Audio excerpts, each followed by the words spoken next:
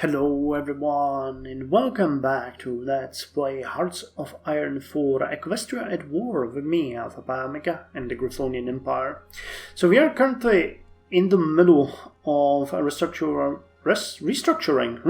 our empire and making it stronger, sandwiched between the Griffonian Republic and the Kingdom of Aquileia, with a potential outlook on attacking Skyfall.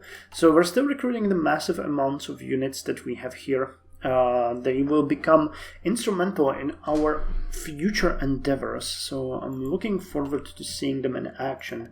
And in the meantime, we are actually just strengthening ourselves. We're getting our new improved armored cars up, we're researching into the medium tanks, getting better Quasar supports, getting better anti-tanks, and working on geological mapping so that we have more resources coming out of our own territory, which is something that everyone should strive for. Now, as far as the construction goes, we are doing really good, but we should think about getting more factories. We are gonna soon get an extra boost to our building slots from the focus that we're working on right now, agricultural mechanization. And once that one is going to be done, we are going to be spending some time shadowing more factories. What is there to say? Yeah, the war in Equestria hasn't really stopped. The Changelings and the treacherous Staliongrad are both attacking. And here comes our 8th Panzer Division. Amazing. So we now have 8. The Light Panzer Winens as well. How about you guys? How are you doing? Yeah. They are getting those tanks. That is just so awesome. We have 455 to upgrade. But it's looking like we might have most of the tanks now. Yeah, we have 900 Coronas in reserve.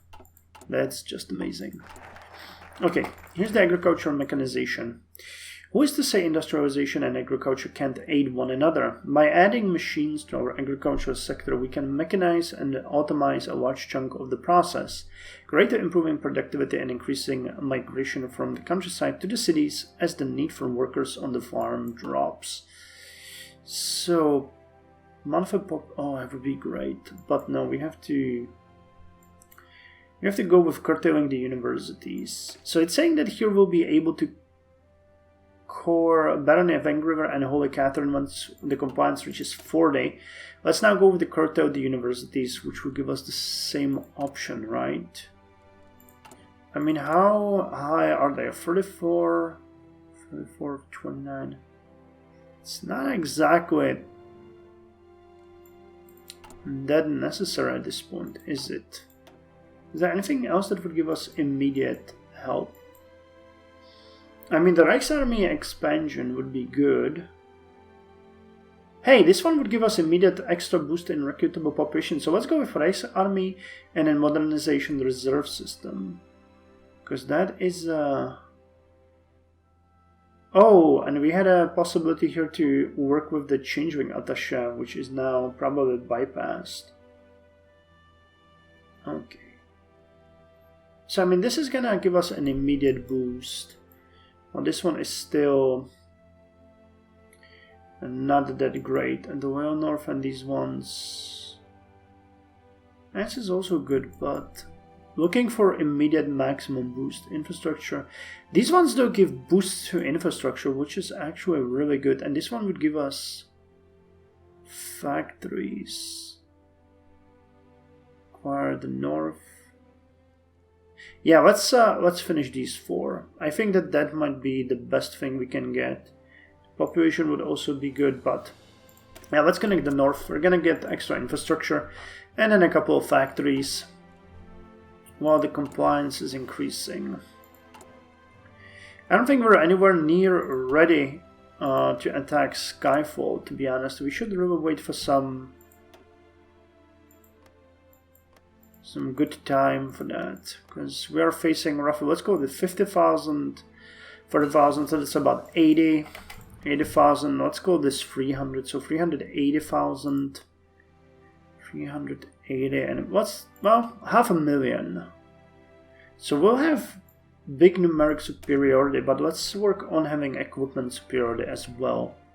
So applied anti-tank experience. The importance of effective anti-tank weapons grows as tanks see wider use. Introducing a new generation of these weapons will be necessary to combat modern tank designs. So this just improves soft attack, and this one gives us improved heavy cannon and hard attack. Okay. You will probably get, yeah, you give rocket launcher attachment. But we want the better artillery so that we can start producing it right off the bat, because I don't really want to focus on something that's not that important. And hey, we still haven't really gotten any... Yeah, we're working on the rubber factories, which is important because we definitely need... I definitely need to get more rubber here. North Zabrikan War. The North Zabrikan War. Tensions within North Zabrika have boiled over, as Chiroptera has launched an invasion against the once isolationist stand of the Hippogriff transitional regime. Yarodon? No, Chiroptera. Oh, it's here. Okay. Damn, Mount Aris looks really interesting.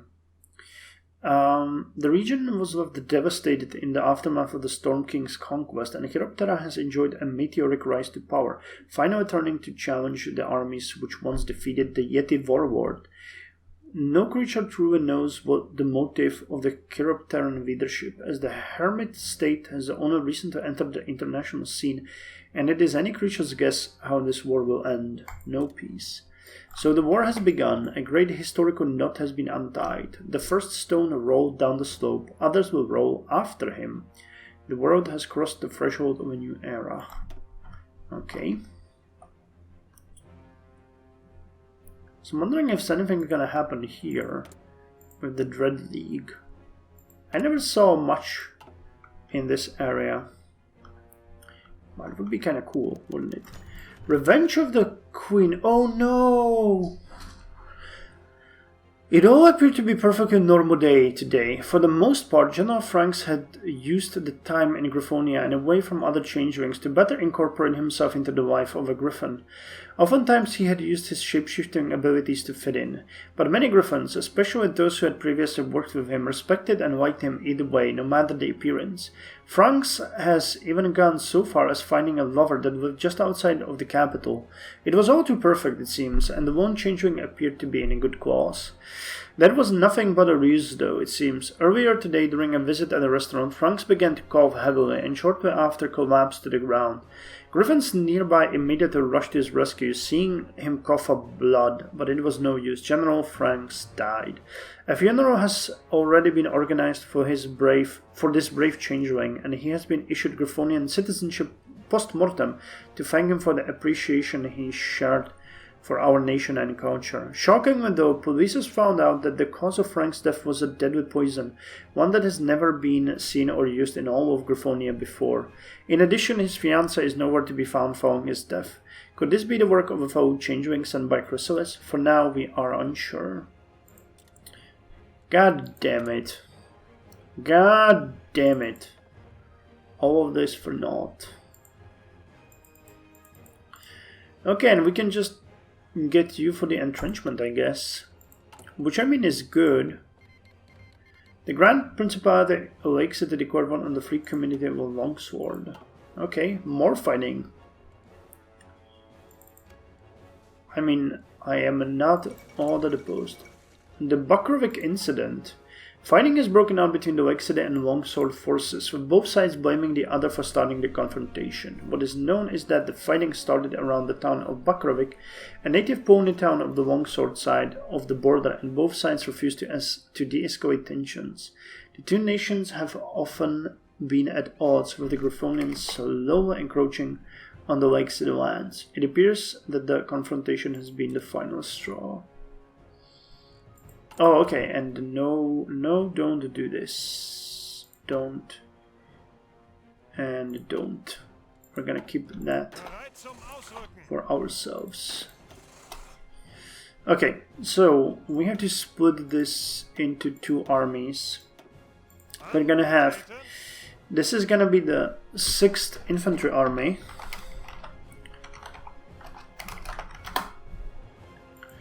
And this is gonna be the 7th Motorized Army. Okay, you guys need commanders, so we need someone... Hey, we got more dogs here. Organizer, max army size, huh? Ranger, fighting in the forests. Well, Cornelio Galuzzo, urban, war hero. We're starting to run out of people here a bit. Well, let's put you, Luca, in command of the motorized division, and you're gonna get... You can get... Well, you're engineer. Fortress Buster, huh? Let's put you under command of Cecilia Marshdale. Then they actually got their own bios.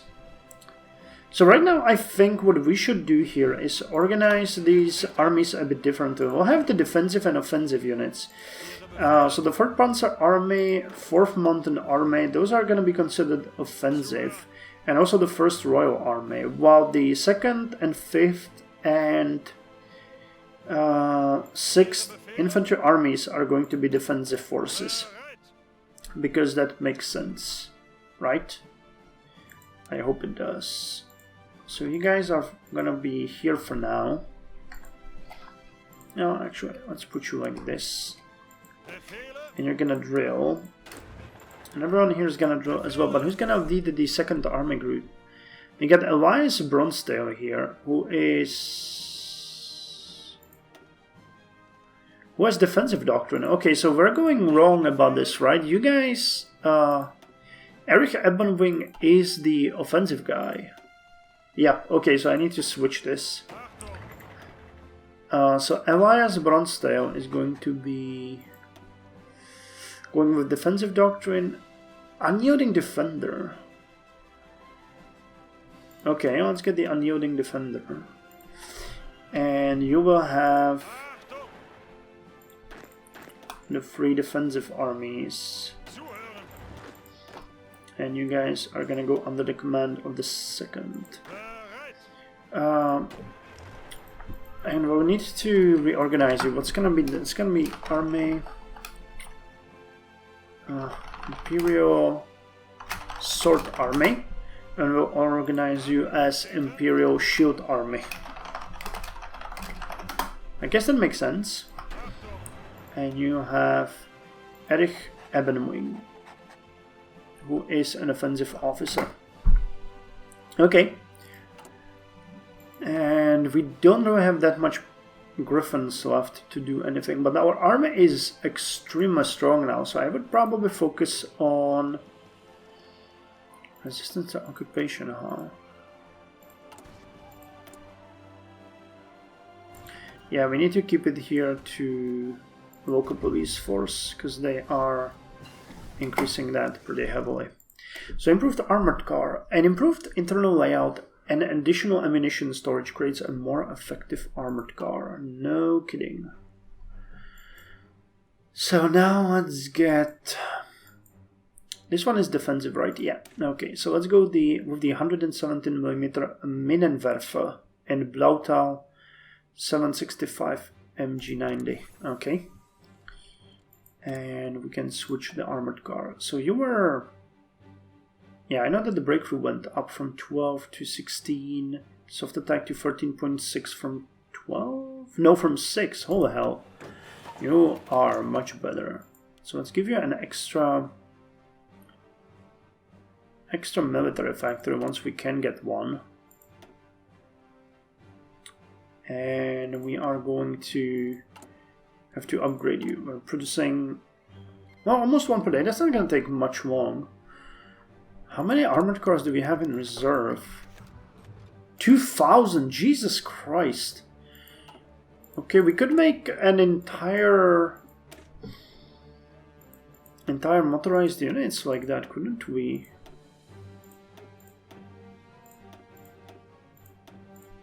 How many would we need for this? They have almost no No, actually, no, they do. Yeah, armored cars do have some organization. So this could actually make...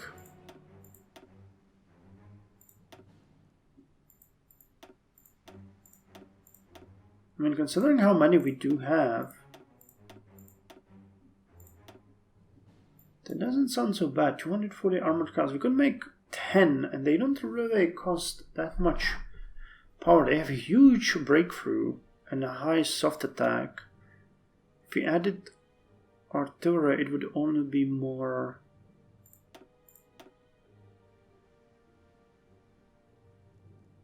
more efficient, and something like a light armored recon.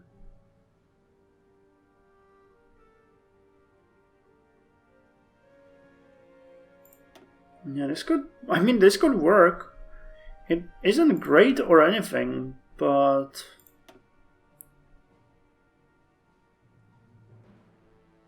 let's go this armored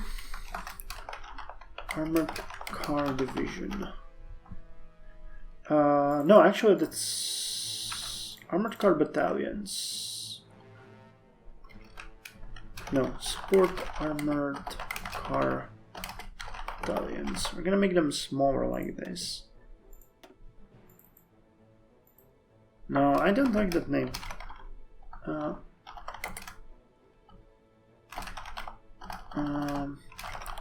Armored car divisions. Let's go like this. Support armored car divisions. I never had anything like this, but considering how many we have, this could actually be kind of fun. And eventually we could give them the maintenance company and just call it a day.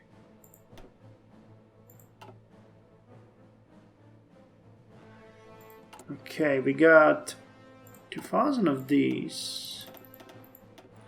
So if we just added 6, or aha, we can do 6. Okay, we can do 6, and let's make them not, or actually important. Who's using the armored cars? Is it the Panzer? No, yeah, the Panzers are using that.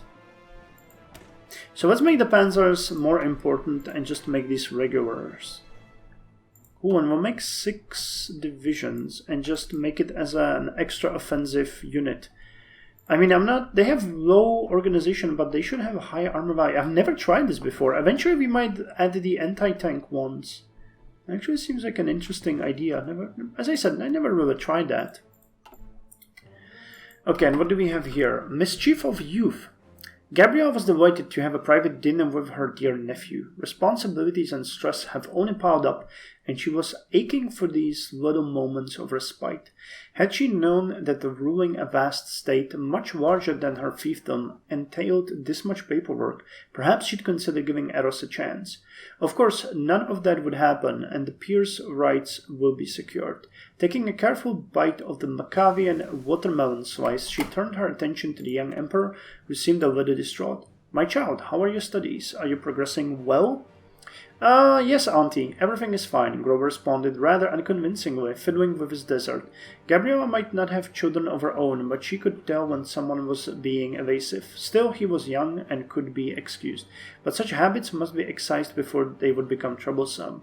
"Your Grace, you remember our talk we had about falsehoods?" Yes, Auntie, I remember. It's just that I don't want to disappoint you." He spoke in a low, embarrassed tone. "Mr. Longbeak has caught me sleeping at his class. I can explain."